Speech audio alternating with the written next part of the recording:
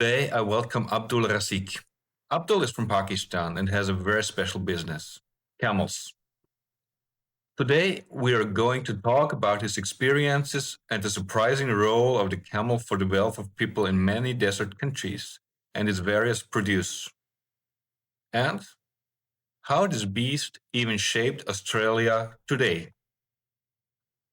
Razik, welcome. Thank you so much for taking the time to be with us today. You've been working with camels for almost 30 years now, if I research Yes, right. right. Yes. But it's not only research, you're doing commercial operations, consulting. Yes. Um, Yep. so the whole package. Yes, the whole package. And the desert exploration and revitalization with camels. All right. Mhm. I have very strong and concrete, I mean, results Mhm. from the field. We Okay. grazed some area by camels and revitalized the desert with the help of the camels. Right. Um, Yes. so just give it a brief thing. If you had to explain to someone who's never heard about the importance of camels, what is the overarching target or the agenda of your work? Could you explain it in two or three sentences? Yes, I think the, the nature give the nature always give the solution before producing the problem. So when this area was converting into desert, I mean the food security was the main challenge. So the desert, the nature created or evolved the camel to solve this problem. So Mhm. the camel is the guarantee or the food security agent in the system where we live in the desert. Because the desert, there are only bushes and shrubs and helophytes, xerophytes, plants with a lot of salts. The other animals, they usually avoid to eat such plants. So Mhm. the camel is in the area where all the plants, all the vegetation, the camel consume and transform it into very valuable milk. The milk is entirely different from the other species. Mhm. So the camel is like the food security guarantee, not just to look it as a, I mean, like amazing animal. Yes, it is intelligent. It is, but actually, the nature gifted it as a food security agent in the desert ecosystem. So it's basically a keystone animal in the ecosystem of deserts.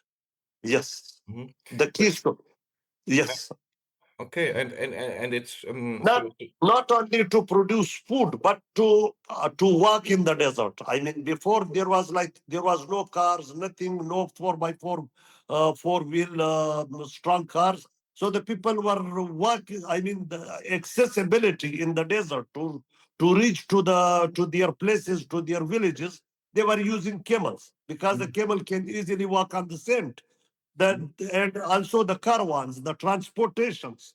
I mean, the today the ships like we see in the sea, the camel was the ship of the desert. Mhm. So the caravan animal, you just imagine Mongolia, China, and the Silk Route, and then think about the Central Europe. I mean, like 5,000 to 6,000 kilometers. That was always covered by the camels. Mhm. So the camel is not one way solution. It Mhm. is like multi-purpose animal. And also spreading the seeds, revitalization the desert. So basically we can understand that. So when we stick to the desert topic, Yes, the camel it's eating the food, but then it's spreading the seeds over. So when there's coming rain, this then this desert area it's blossoming and yes, yes. And also, the camel balls, the ball, the poo. It is designed so when the camel just drop the poo, the seed is inside. The Mhm. seed is inside. It has moisture for 30 40 days. Okay, Mhm. because the camel poo is enveloped like in plastic, natural plastic. the moisture does not evaporate very quickly. Okay, so it keep moisten the seed, and the design is the structure is it easily, I mean, scroll or blow with the wind, Mm-hmm. and it reach to far flung places.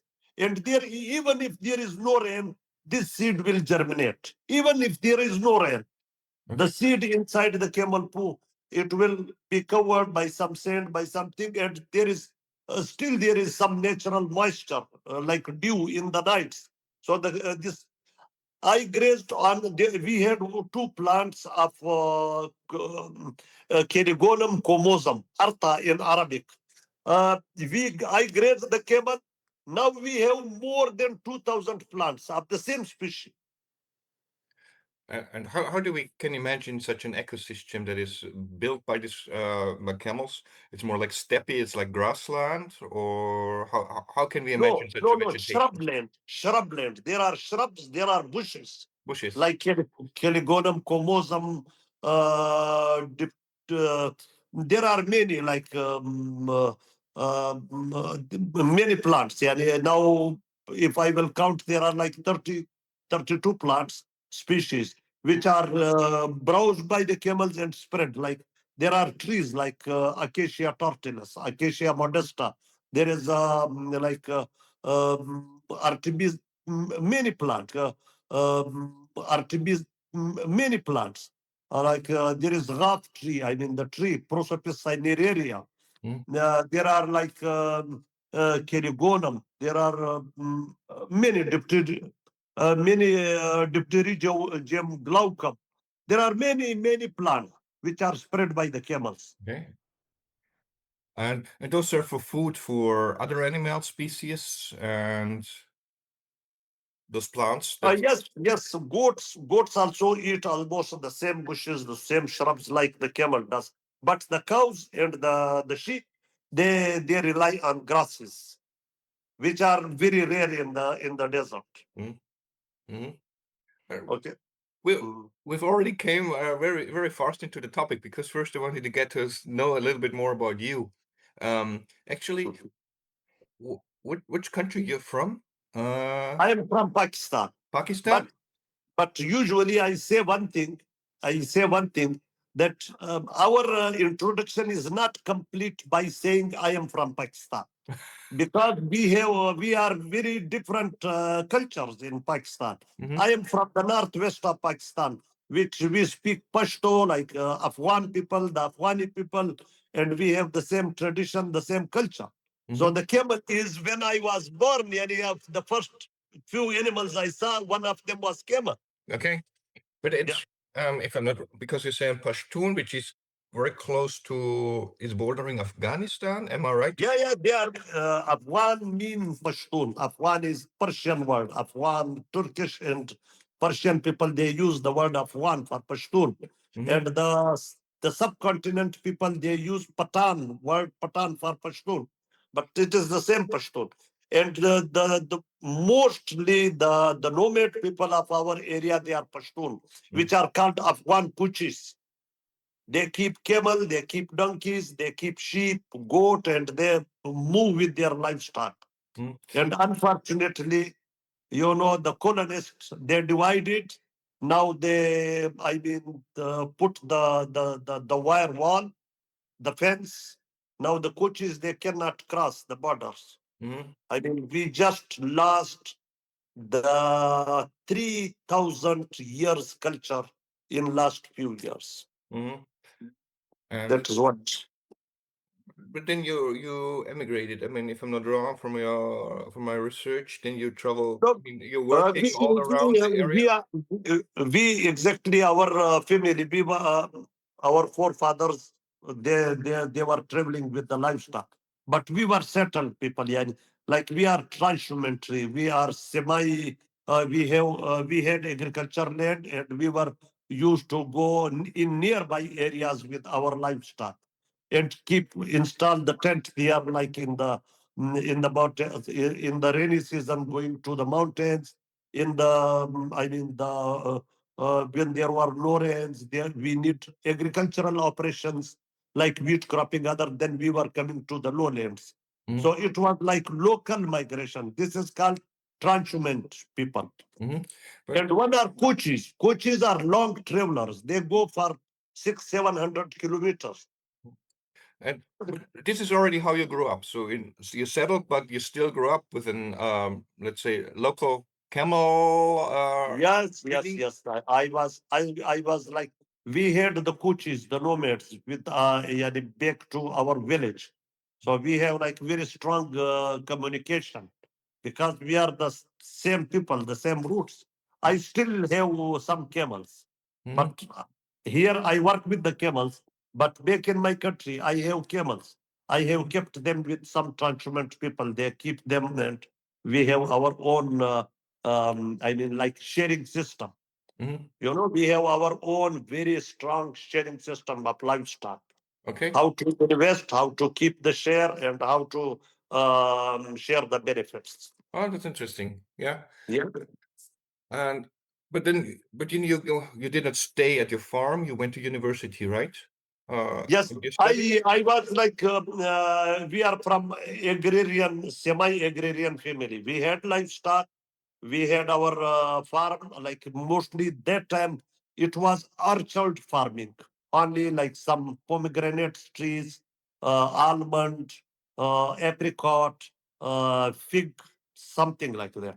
And then yes, in my village there was school, government school. I went to school, and from the school to the next school to the higher school to the town, and then I went to university, and then I went to many universities, then I went to all the world up to now. Yani when I caught the camel, I went to the whole world. Mm-hmm. I visited almost 60 countries behind the camels. Uh, but so you what was the what was your subject in university? In university, my subject was animal Animal product. production science. Yeah, yes, animal production. And my main focus was desert and camels. Doesn't And become my main focus makes was sense. even, yes, in advanced studies, my main focus was if I could find someone to work for, to accept me as a student, my main focus was donkey, not camel. Okay. But I could not find anyone to be ready to work on donkey because, you know, very unfortunately, some people in some cultures, they think donkey like very different. I Mm-hmm. love the donkey very much. I mean, we have to, I mean, I love those communities who pray the donkey, who worship the donkey. I mean, but I could not find anyone to be Mm-hmm. ready to even take the name of the donkey. They feel like, oh, donkey, Kumar, donkey, Khar, this, Gada. But So then I came to camel because I was very much impressed by donkey. mm, The second is camel. So then I worked all my things came on camel. this is also basically how what triggered your interest. It also you're growing up with camels, then actually you wanted to focus on donkeys, but camels have a better reputation, if I understood it right. There were two reasons. Yeah. The camel has a better reputation, and there was like one. Something happened to me. I was sick. I was very sick because of I had one disease, rheumatoid arthritis. I had pains in all my joints. I had high fevers. So I took a lot of medicine, steroids, antibiotics from the allopathic doctors. Then one old man, he came to ask about my health to my home. He said, please go to join the camel community and take the camel milk, fresh camel milk. I will get well. He told me like this. And I went to the camel community. I spent time with them. Believe me, here I needed support to go to the washroom. And when I started camel milk, I stayed with them. I climbed the highest peak of the mountain in that region. After 15 days, after 15 days, then I said, I will study the camel milk. I will work on camel. Mm-hmm. And my that story is very common yani, on the Google. I mean, very it is very much available, my story. So then I focused only on camel, only on camel. Okay, so it's a personal history. No, let us go to the topic how camels have shaped trade, culture, and I mean also I think the Islamic culture is deeply entangled with the camel. How camels shaped the religion and cultures for centuries. Um, I mean, you already went a little bit into the topic. I mean, the whole Silk Road. You still can find these caravanseries in Turkey and even in Egypt. But can you give us two or three examples how camels concretely shaped economy and daily life in the past? Look like the if we talk about even before Islamic history, the camel was a very important animal in the desert area. In both the dromedary camel and the Bactrian camel. The Bactrian camel was like used for the Asian route up to the Europe for the transportation, and it was very important animal and still important. But in this area where the Islam came, the camel was camel made it possible for the people, for the Islamic preachers, okay, to reach to very far-flung areas, for example, like Balochistan. That time there was only Bactrian camel. So they reached with their camels. They took the date seed with them. Yani now you can see dates in Iran, in Balochistan, the palm tree, the dates. Dates. Dates. Dates fruits. Yes. So that is because of the camel that the people reach to the far-flung areas, to the northwest India, even to Sindh, to Pakistan, to southern area of to Thar Desert, and in the north side they reach to the Central Asia, Central Asian deserts, Central Asian grasslands. Okay, that all was because of the camels. So the people reached to the North Africa, North Africa. That was like part of the Roman Empire. The people they reached mostly with their camels, and the camel made it possible to provide the transportation. And there are many examples like Ibrahim Lodi, the ruler of India, Sultan. He was from Afghanistan. He was Pashtun. So, but his army was on. They had the elephants for their army. So when Babur came, he ran away on the elephants, and the elephants were afraid. They were frightened. So they lost the war. And the India fell in the hand of the this Babar family. But the camels, they never afraid from horses. They never afraid from the camel are very brave and very strong animal and very intelligent animal. They will never run away. Even when I am coming here in my car, that they are on the road, they will never run away. Like, for example, donkey or horses or other animals. They have we say that the camel has very strong heart. Therefore, they have patience. So that was the one of the main feature of the camel, that they everywhere when the people they reach, if you will, uh, all the religions they say that for this we had the God support, Allah support.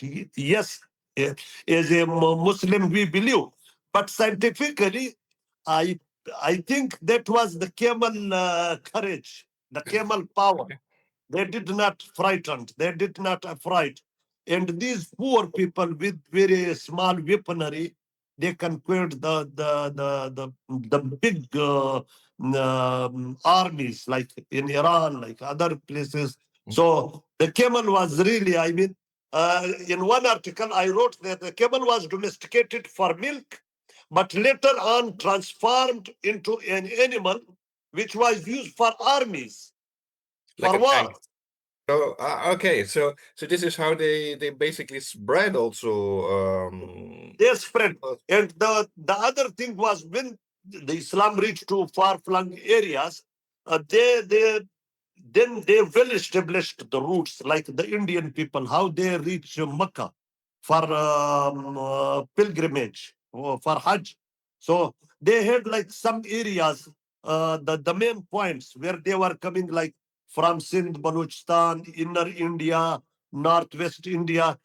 Sibi is like one area in Balochistan. That was the main point where all the pilgrimage, that was the center. Then they were going to passing the Iran and then reach to Saudi Arabia. Okay, to Mecca, to Medina. So then they produce new breeds of camels. Mhm. Some camels were specialized for milk. Some camels were specialized for transportation, heavy goods, heavy saman. The things that the pilgrimage were taking with them. Like I found these stories when I went to Sibi. I spoke with the camel people. They told me very interesting stories about their breed. They have very unique breed. The breed is called Jat Nasal, like Redi, Raidi, Redi. You can Google it. So they shaped new breeds of camels. I mean, that was like the second phase. Today, I guess the value of the camel got lost in modern times. I mean, you have motorization, infrastructures building up, roads are building up. Where the camels today still play a big role. You can give us examples about this? Yeah, in modern history, and like the camel made Australia. Hmm? Australia, it was not possible without camel to establish the railway lines, that telegraph and telephone lines, Hmm. the luggage transport. It was not possible to cross the south to north of Australia. That was the camel. Okay. So this is the very good example of modern era, Hmm. that that the camel shaped Australia. Hmm. The camel shaped the modern Australia before the automobile revolution. So this is the best example. Yeah. And also the Silk Route, the trade. Also, the Hajj, the pilgrimage, the people coming from the other end of India, reaching to Mecca, to Medina, all was because of the camels. So the camel is like the North African people, the Egypt, Sudan. They always used camels for transportation, for business. Yes, even there was very good, beautiful documentary by BBC. I forgot the name of that lady. The frankincense trade. The what? Frankincense. There is like one the shape of one tree. The plant name is frankincense. Maybe my pronunciation is not good. It is in Oman, in the Okay. south, frankincense tree. So that is the shape of a tree which is used put on the fire for fragrance, for smell, Okay. because this was considered very sacred. Even in Jerusalem, in Mecca, in Medina, in mosque, in church, that was the highly demanded item and considered, and that all trade was done mostly by the camels. Hmm. Maybe I am I don't know how to pronounce frankincense.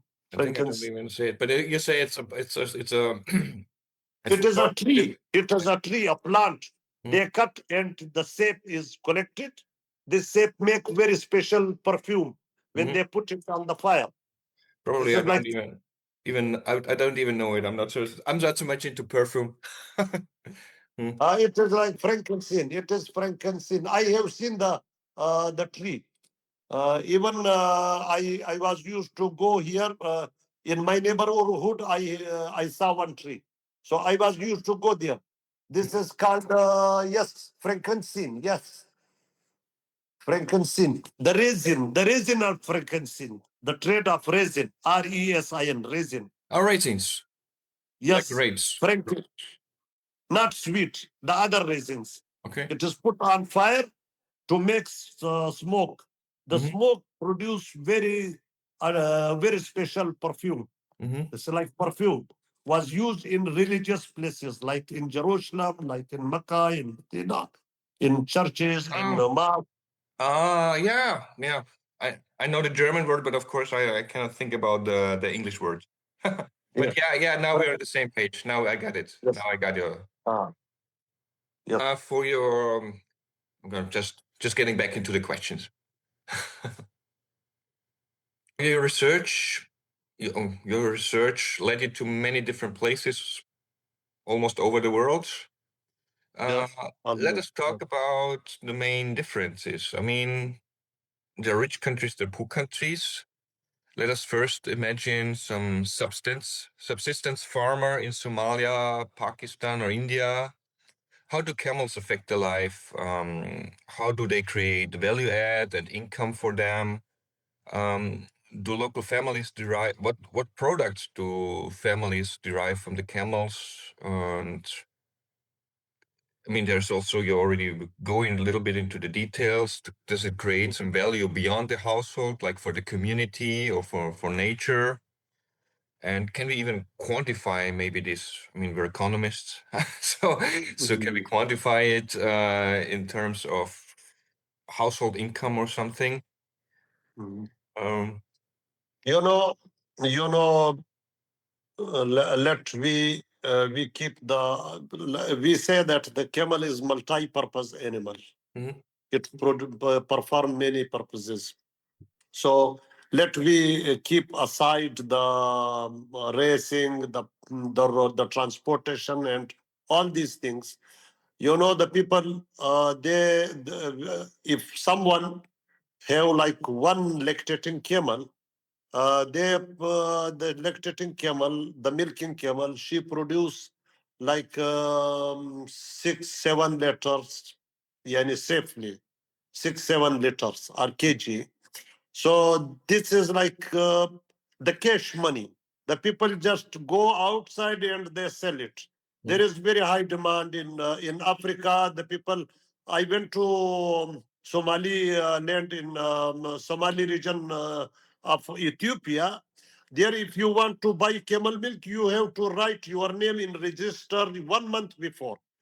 The Really? same in Pakistan, there are women, they bring their camel on the road, they sell fresh milk. Okay. And it is double to the price of the cow milk, double to the price of the buffalo milk. Mhm. So this is cash money. The cash money, it is almost like you can say it is like $2, for example. So they earn $12 safely from one lactating camel daily. So this is like a quantification of that is one part. Also in the same area, I have visited many far-flung areas. If they will hire or rent a car, a taxi, a loader, something to bring their household things to that area, they have to pay like maybe at least $50, and the same job is done by one camel.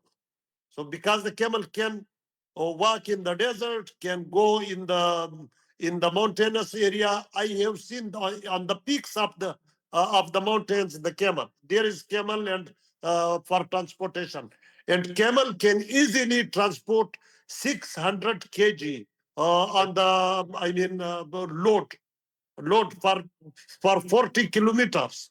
So it So basically replaces one car, a camel, one yes, passenger. yes, replaces one car. Mhm. And then even the wool of the Uh-huh. camels, like I nowadays I do something. I made this thread from the camel wool. So the camel wool is even they make thread, fiber, yarn, and they make shawls, they make cloths, they make anything out of the camel wool. They use the camel skin. they use the camel poo for energy, for the firewood. So it is like for fire, they use this is like the wool. I collect the wood. And so the milk, the meat, they use the meat. They use the hair, they use the wool, they use it for transportation, for riding, for cultures. In many places you will go, the people are gathered, they are running their camels, they are even in the cultures, not in the advanced countries like United Arab Emirates, like Qatar. Here is like very advanced camel racing. No, there are in very far-flung areas of Pakistan, India, in Africa, there are camel racing. So the people do enjoy it. Is like it is the best sport in the desert. The camel ride, it is a horse. So uh, there is a lot of, if we quantify, it needs time to quantify in economics. But the camel is really very useful and very worthwhile animal to keep. For example, the camel eat anything. The people who keep the camels, they are not worried about their food. The camel can eat anything and can find feed. But the other animals, you have to bring the feed for them.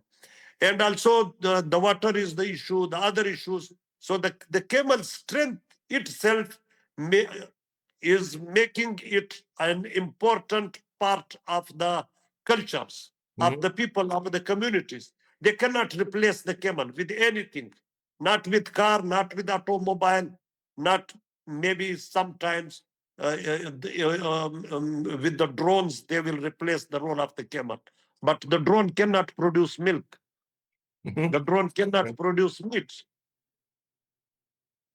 So basically the spectrum of the camel, I mean, so the whole life and the whole culture of many countries and many local peoples is highly entangled, from entertainment up to subsistence, goods, Yes. clothing. And also now they are producing big money from the camel. You know, one good lactating camel is, the price is almost $4,000-5,000. So the good milking camel has the $4,000-5,000 even in Pakistan, the price. I mean, if one family will keep one camel and sell the next year for milk, they will have the money for the whole year, for their subsistence, for their food. And you know, there are the new camel dairies are emerging in Saudi Arabia, in Oman, in Qatar, in Kazakhstan, in United Arab Emirates. So the demand for the lactating camel is very high. Now the people are more focusing on the breeding, keeping in mind the milk production. So there are camels, they are producing 20 liter, 25 liter, 30 liter. The price is going up and up, because the camel will not survive if it is not put in the economy model. Like in India, in Rajasthan, they removed it from economy model. They declared it like sacred animal, state animal. The people are not allowed to sell it to the other states or export to other countries. So now the camel population like came from 300,000 to only 25,000 in few years. So Yeah, the stock, you can find, you can Google. This is like breaking news. I mean, this is like but if I got you wrong, the stock now decreased, right? a decrease like 300% times or even more. But Yes. why when it's so valuable and when Because because the people keep them just for their livelihood, they cannot sell to the other states in India. Okay. That is called the state animal. The state, what the state will do with the camel, and they declare it like another sacred animal, like cow. You cannot kill, you cannot slaughter. So the people, you know, in India there is very big camel, the Muslim population. The Muslim people, they like to slaughter camel at Eid al-Adha. There is one special festival when they sacrifice the animals. So one camel is equal to 7 sheep.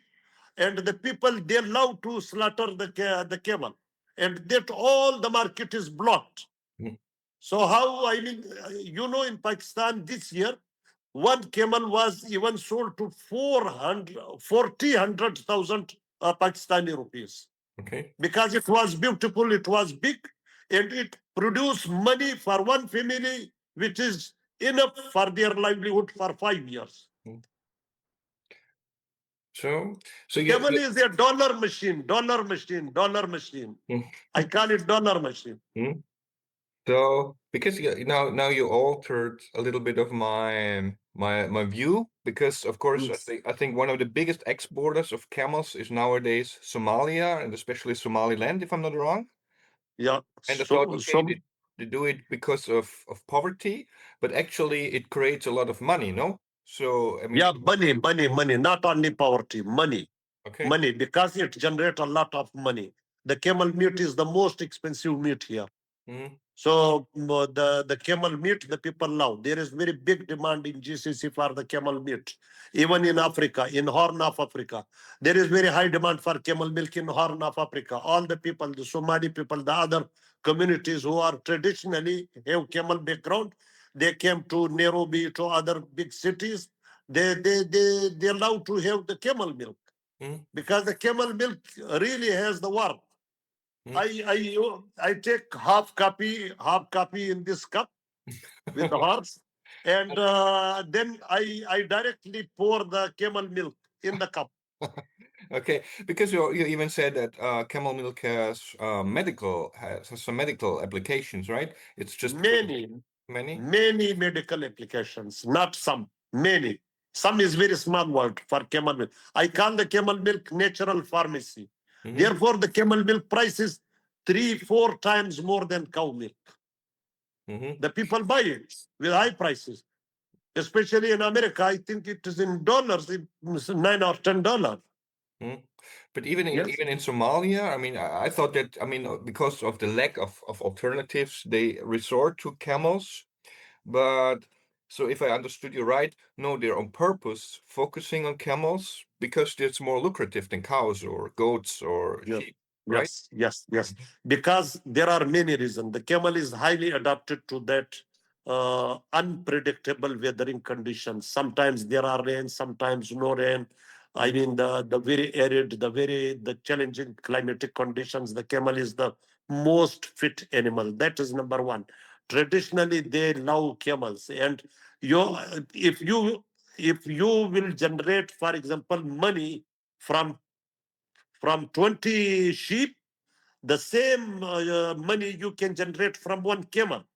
So why to keep, 20 heads instead of one head? Mm-hmm. Okay, so that is very good. Money generating machine. The camel, they sell the male camel with very high prices for meat. The people buy. They they they they sell the camel milk on daily basis. Daily basis, they need like household things, the school fees for their kids. The boy or girl go to school, they give some money, and this all come from two places. One, the camel milk. The second is the egg of the chicken. They sell the in the village. Okay. They sell the chicken egg or milk and generate cash money. This is, I call it. It is a mobile ATM. Mobile ATM. ATM on four legs. Yeah. Yes. ATM on four legs. Yes. Mhm. And so if I get it right, so the camel, once you have the money, you buy a camel, so it's kind of an asset. And Yes. so the camel even contributes to household resilience, even in times of crisis, during droughts. Yes. So it's literally so to smooth income, right? So it's not Yes. normally, Yes. with you having very irregular water supplies and other catastrophes, it's like going up and down. But the camel allows to smooth it. It's Yes. like, as you said, an I, ATM, I right? It's I use one quote of mine that the camel is filling the dents of Mm, the road, like crops failure, for example, drought, mm, other issues, this locust attack. Everything was finished, but the camel will still give you hope. The Okay. camel is the animal of hope in challenging conditions, in Mhm. challenging environmental, or even if there is, for example, war, other things, it is very difficult to take your sheep, goats with you. I mean, camel, the people can just leave very quickly the area and they can settle in other place. The camel, they can walk for miles and miles. There is no issue and they can stay hungry 1 day, 2 days, 3 days. There is no problem. If there is no water for 20 days, there is no issue. But Mhm. the camel will still produce milk, not only survive. Okay. So you Believe can. me, you will astonish to hear if there is no water, the camel increase the milk production. Mhm. Wow. Yes. Because I guess because for the actually for the it's thought for the babies actually, but and they Yes. especially in times of Because crisis. the babies need more water. So Mhm. they produce more watery milk when there Mhm. is no water. Okay, that's very surprising. So because also I'm a lot in development economics and also how you call development assistance from Western countries. I don't know, are there any projects you are aware of that Western countries, because of course Westerners, Western Europeans, they are far from having a lot of knowledge about this camel breeding, I guess. You think that you encountered some useful projects in this kind, maybe, which are Maybe I subsidized? did not understand your question. Sorry. Um, You have to repeat. Western Europe is very famous Development. for funding development projects, especially in Eastern Africa. Let's stick to there, but also I guess in Pakistan.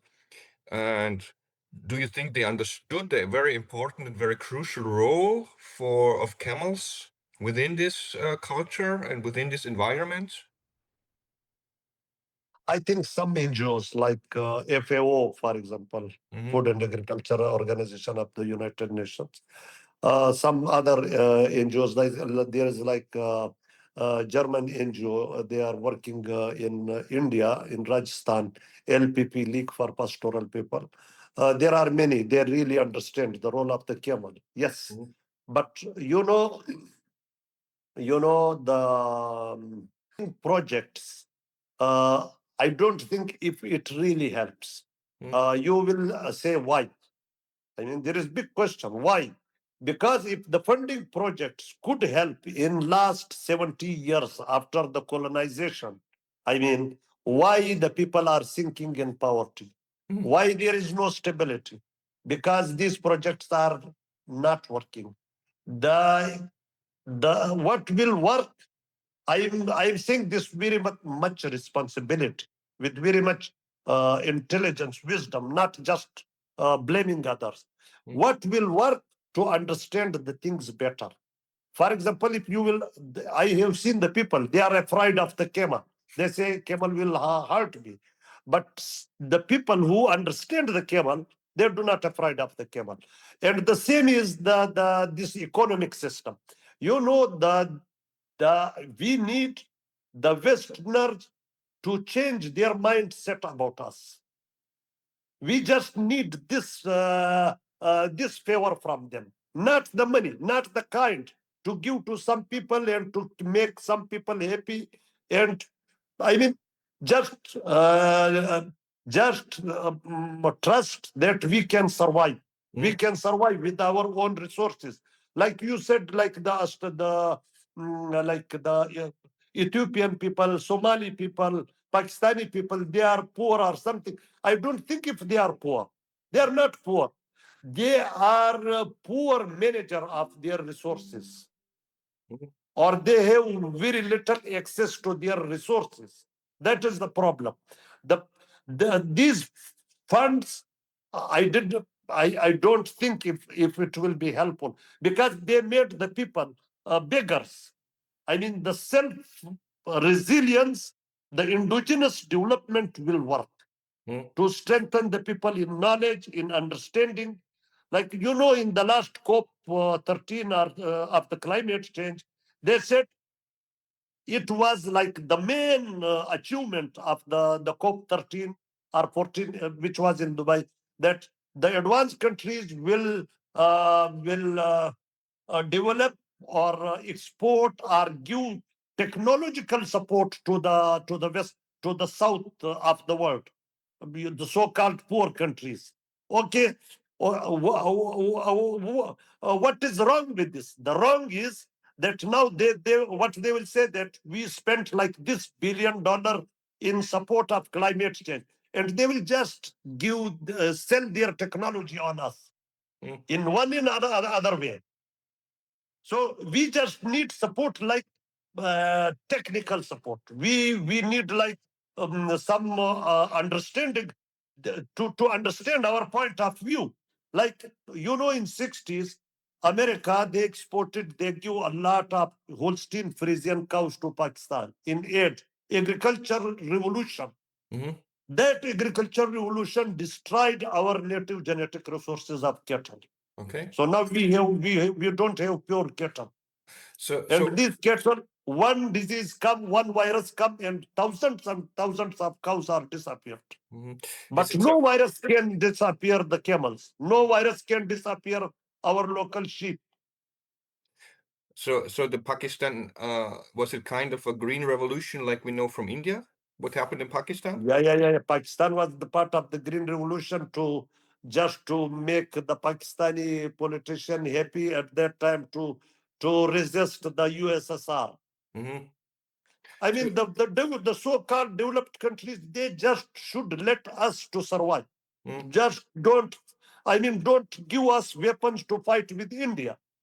Rather, to support us how to, to have a good life.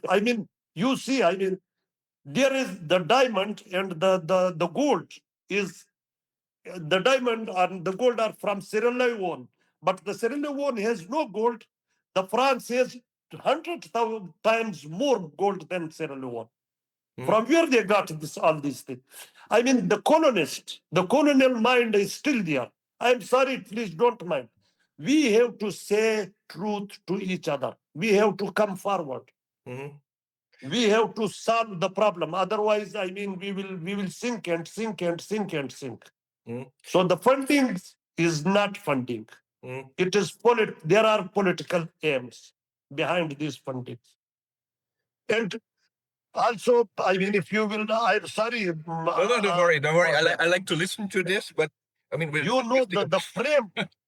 and yeah, they want investment. They don't want development aid. They want investment. Yes, investment. Yes. So, but the question was, so we've talking about the camels and the role in low income countries. However, what role do you see in modern and high income countries like Saudi Arabia, the Emirates? You even mentioned Australia. Yes. How does the camel fit into such a modern society where you already have air-conditioned cars and malls? What business models can we uphold today under these circumstances, or say in these oil-rich countries? In oil-rich countries, oh my God, the battery is going low. So here is like very rich camel culture in oil-rich countries. There is, on the top is camel racing. So the people earn money, and the people. It is the best sport for the camels in this region, and also now the camel milk is emerging as a second source of income. We have two big camel dairies here in United Arab Emirates, three in Saudi Arabia. Now one is going to establish in Qatar, one is in Oman. So the camel milk is like making its space in the food shelf of the country. That is number one. So this is the new hope. Racing is like racing, like horse, like other. But many people are involved in the camel racing, and that is ultra advanced area. There is embryo transfer, there is cloning, there are like very high tech is used. A lot of money is invested or used in this area. But on the other hand, there is big thing. Like now the people are working. I know some people are conceptualizing project to start embryo transfer program in Pakistan because they have high yield camels, high milk camels, and they will export embryos to Kazakhstan, for example.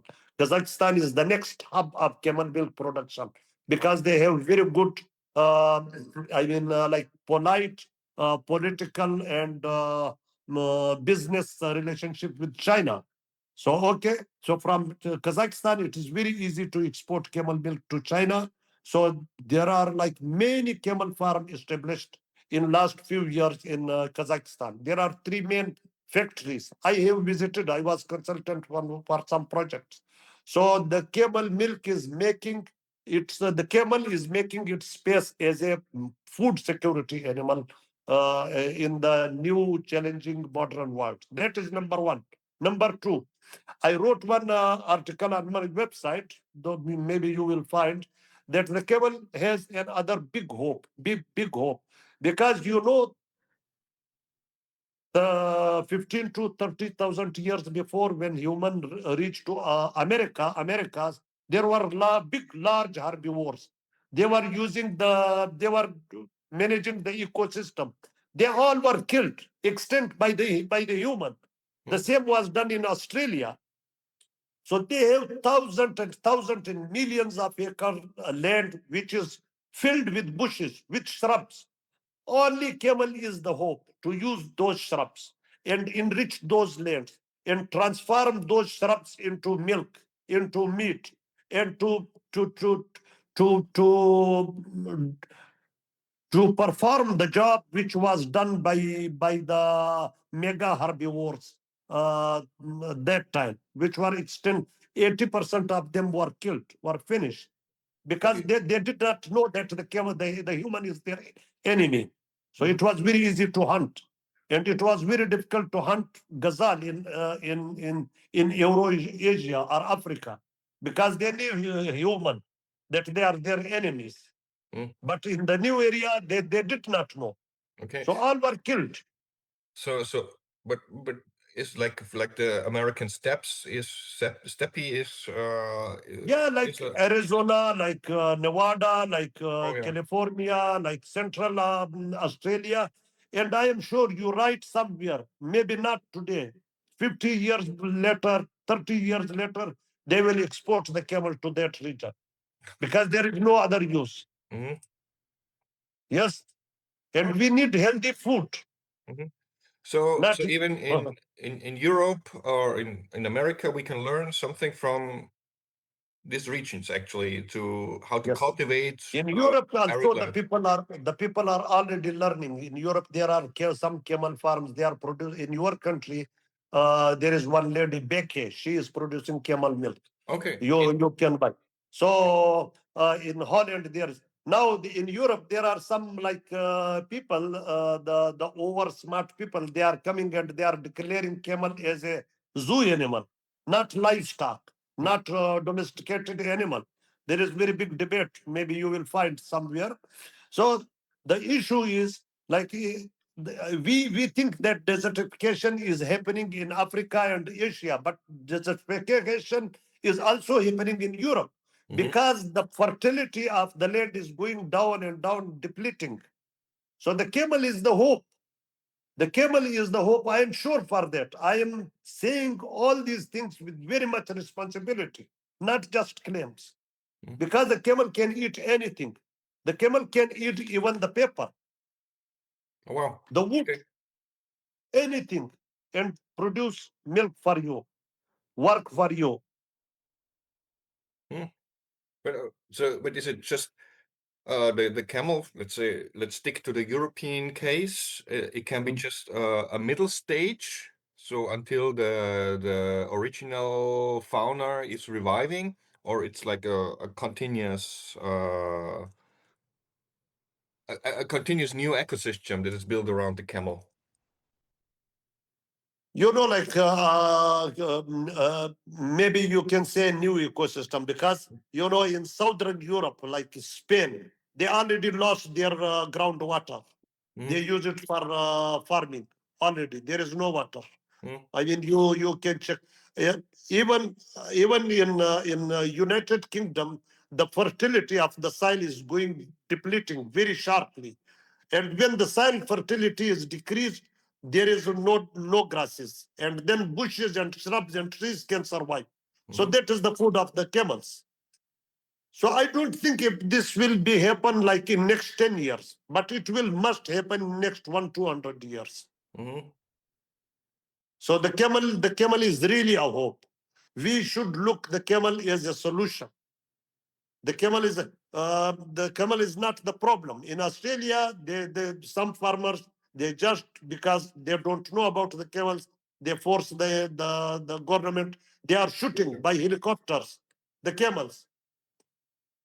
And the camel, I mean, they are where there is camel, there will be no bushfire. There is no like this forest fire. We protect our forest, and the next year we see the weather is very hot, and thousands of acres of land was just burned in no time.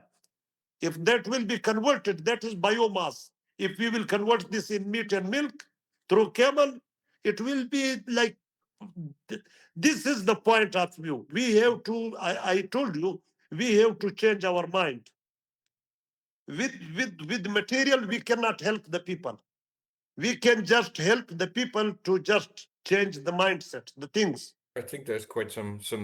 I also just learned about the importance and the usefulness of camels just recently, and also just by coincidence. It's not really a prominent topic, but I think they have quite a nice role, right? And especially when I learned about it, of course, in Africa. So when may I finish? How?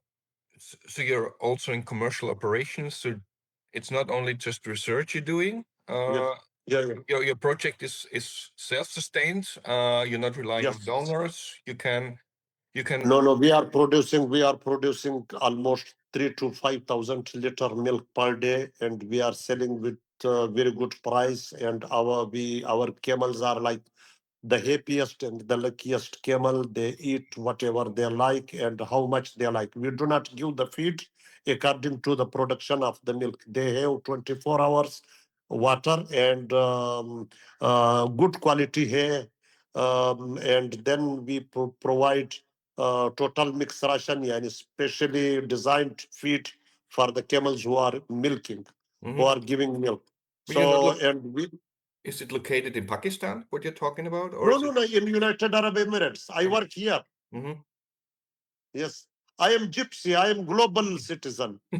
Okay, yeah, I thought so. So what you're doing is producing camel produces camel milk on an industrial scale. So yes, industrial scale. We are producing thousands of liters, and we convert to the mix most of the milk into powder, and we export to China mostly.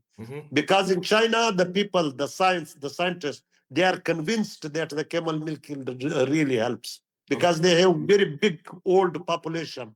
The old people, they need little food, but very quality food, high quality food, not more to blow to make them like balloon, but no energy. Okay. And you know one thing more for your interest, that the camel milk is aphrodisiac. So the people who are on camel milk, they don't need much Viagra. Okay, good. That's good to know. I think that's the one point that will go Yeah, to you Europe's please. head. Yeah. So yeah, think we're thank you so much for your replies. It was very exciting to talk about you and very enlightening because yeah, it's something that I never literally I was looking for someone who is really into the topic, but it's not so easy to find people who are that much into this topic. So thank you very much for your statements and for your experience, and I wish you all the good luck for your future work.